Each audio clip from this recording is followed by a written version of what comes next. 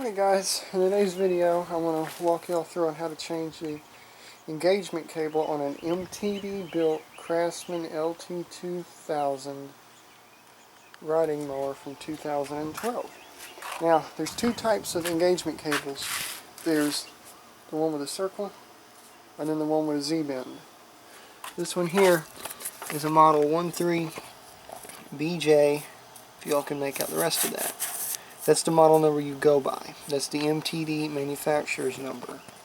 And you punch that into the computer and it would tell you what cable it takes. This one here takes a Z-bend cable, so to start with you have to pull the battery out, which is fairly straightforward, and then take out these somewhat aggravating battery brackets. Right down there is where your cable clips in to your frame. Now you can get it with a pair of pliers. Them two little ears right there you just depress and the cable should slide down, and you might have to move that rubber protector. I couldn't get the ends on the old cable to depress, so I just took a pair of pliers and kind of twisted it. And if you have to bend those tabs, you can. They're made into the frame, just don't break them off. And in this one here, the cable plugs in right there on the engagement thing. I'll show you all here. Try to.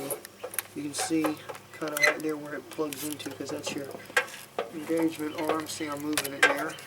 So you plug the cable in there, and this is how you route it around the bottom of the transmission over this left side axle. And you don't have to take a deck off to do this. And then you just follow the cable down and over to where your deck is. This is where it plugs in on the deck, and there's how your spring goes. Make sure that your spring is flipped upside down like that, and make sure that it goes under the belt. You see there how it's under the belt. You don't want it on top of the belt, and you don't want it in between the belt. You want it under the belt, and that right there is your pin. I recommend changing that pin out to a bigger, a more broader, wider pin, and it's pretty much how you do it. And I'm going to get a couple cable ties and kind of strap it up into the spring holder area right here to kind of keep it from getting pinched. But you don't have to take the blades off. Listen to me. You don't have to take a deck off. You can do it without taking the deck off, because that idler pulley there, you just kind of grab it and pull it and hook a cable in, and kind of pull it back some more, slide this in, put your pin in, and you're done. It's pretty straightforward. Now the ones that take the circle, which is a little round thing like that, it has a screw going through it, it's the same way, except you just have to unscrew it, and it's a 3/8 or a 7/16. But let's see if this one here is done. Slick. You see down here how everything's working. See if I can zoom in down here. See the spring moving, pulling the blades tight.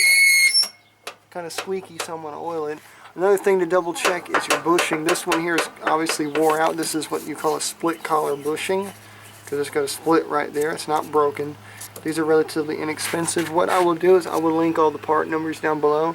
You can go OEM on the engagement cable, but I went aftermarket. Oregon makes it.